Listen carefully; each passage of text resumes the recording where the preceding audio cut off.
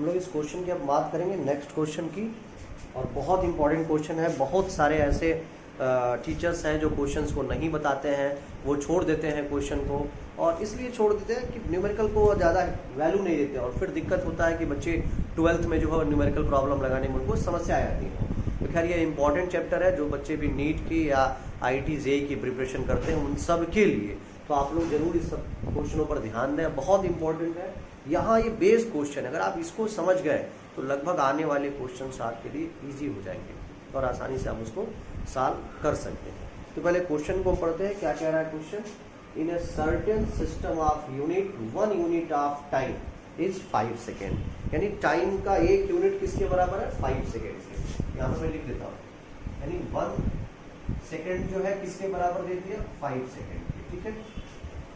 1 unit of mass, मास यानी kilogram, किसके बराबर? 20 किलोग्राम। ठीक है, ठीक है, 20 किलोग्राम की। एंड 1 यूनिट ऑफ लेंथ यानी 1 मीटर, किसके बराबर है? 10 मीटर। समझ में आ रहा है?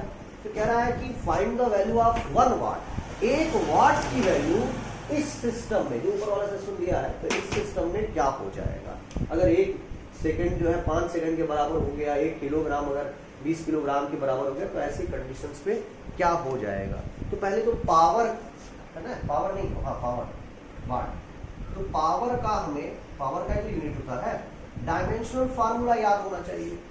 तो डायमेंशन फार्मूला नहीं याद है तो बैक जाइए, बैक वाले देखो, जिसको भी डायमेंशन फार्मूला अभी नहीं समझ में आ रहा है, जो हमारे इस चैनल पर नए हैं, वो लोग बैक जाइए और वीडियो को बैक जा करके देखिए। डायमेंशन यूनिट और मेजरमेंट का पहला पार्ट, दूसरा पार्ट, तीसरा पार्ट आपको वहाँ से निकालने आ जाएगा। बहुत ही आसान है डायमेंशन फार्मूला, तब आपको ये ज़्यादा आसानी से समझ में आएगा। ml²T-3 पावर, याद आ रहा होगा। अब हम लोग एक फार्मूला पढ़े, फिर से वही बात कह रहा हूँ, जो लोग नहीं पढ़े हैं बैक जाके देखें। N1U1 बराबर N2U2, याद करो, याद आ रहा होगा, आपसे याद आ रहा है। N1U1 बराबर N2U2। N1 क्या है? Numerical value in the first system. U1 क्या है? Unit in the first system. N2 numerical value in the second system, जो निकालना है, यानी 1 वाट की वैल्यू इस सिस्टम में क्या होगी, ये निकालना है हमें। और U2 numerical value of second system, जिस सिस्टम में हमें कन्वर्ट करना है वो है। तो N1 तो आपको दिख रहा है, N1 क्या दिख रहा है? 1 वाट है। चलो बहुत अच्छा। U1 ये लिखो बेटा, ये M मतलब मास, तो मास किसमें? किलोग्राम में, सबको पता है पावर का। चलो लेंथ मीटर में, तो मीटर का क्या है? स्क्वायर है। ठीक है। और टाइम किसमें? सेकेंड में, पावर -3।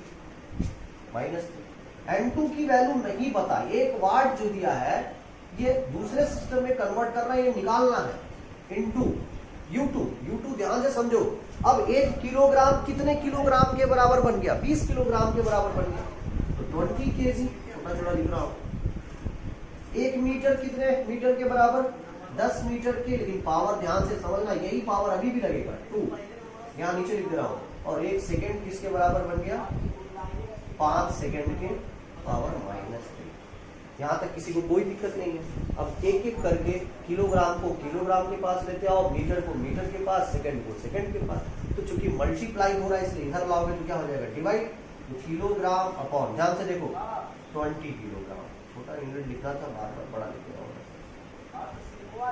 ठीक है, ब्रैकेट में। अब मीटर के पास मीटर को, तो मीटर, और यहाँ देखो 10 मीटर, स्क्वायर अभी भी रहे।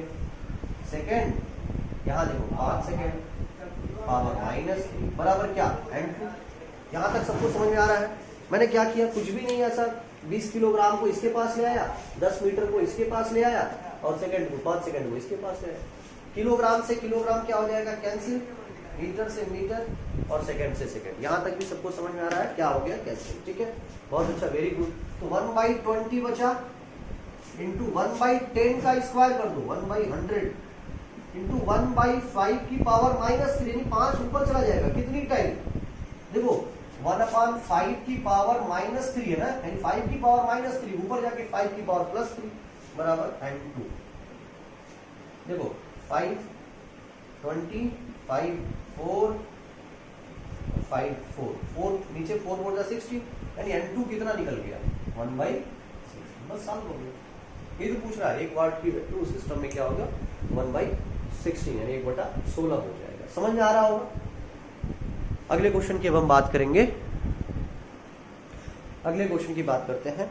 आसान सा क्वेश्चन है, convert 1 newton into dyne by the dimensional method. Dimensional method से 1 न्यूटन को डाइन में कन्वर्ट करना है। तो दो चीजें आपको याद होना चाहिए कि न्यूटन किसका यूनिट है और डाइन किसका यूनिट है। देखो एक ही यूनिट आपको दिखाया जाए, ऐसा नहीं कि न्यूटन है फिर आप उसको अर्ग में बदलने की सोच रहे हैं, ऐसा नहीं हो सकता ना, क्योंकि फोर्स है वो अर्ग जो है एनर्जी के बारे में है, वर्क के बारे में, तो ऐसा नहीं कर सकते। तो एक Newton is the absolute unit of force in the MKS system, याद हो गया होगा। और डाइन क्या है, this is also the unit of force but in the serious system. ये सीरियस सिस्टम में फोर्स की यूनिट है and this is the unit of force in the MKS system. ये एमकेएस सिस्टम का है, ठीक है, ये पढ़े होंगे आप लोग एमकेएस सिस्टम और सीरियस सिस्टम क्या होता है, स्टार्टिंग में बताया। तो पहले फोर्स का डायमेंशनल फार्मूला लिख लीजिए तुरंत, MLT-2, ठीक है। उसके बाद फार्मूला N1U1 बराबर N2U2। यहां तक तो सबको समझ में आ रहा होगा, कोई दिक्कत तो है नहीं। N1 की वैल्यू फोर्स कितना 1 न्यूटन, न्यूमेरिकल वैल्यू, और यूनिट यहां से लिखा करो बेटा हमेशा। M फॉर मास, तो मास यानी किलोग्राम, मास मतलब किलोग्राम। क्या पावर कुछ है, नहीं है सर, चलो। L फॉर लेंथ यानी मीटर, पावर यानी 1 है।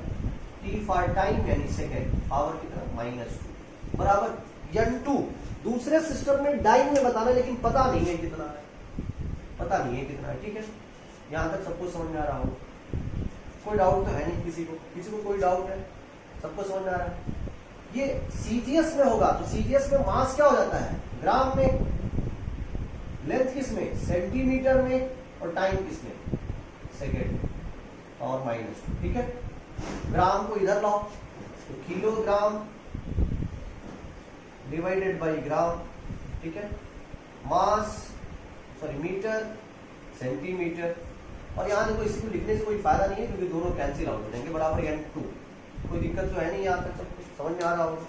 तो 1 किलोग्राम में कितने ग्राम, 10⁻³ ग्राम, सबको समझ में आ रहा है। 1 किलोग्राम इज इक्वल टू, दोनों को एक ही यूनिट में कन्वर्ट कर लो, यहाँ समझ में आ गया।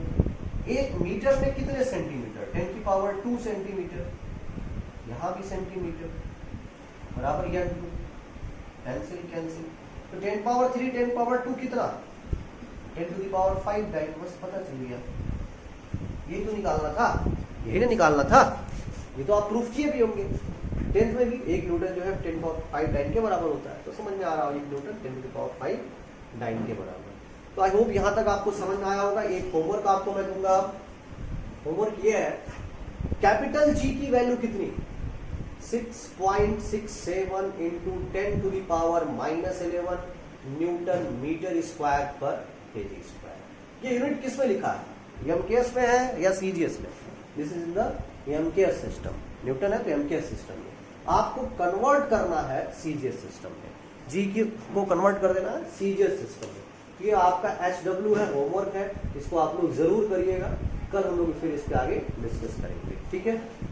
Okay, thank you students.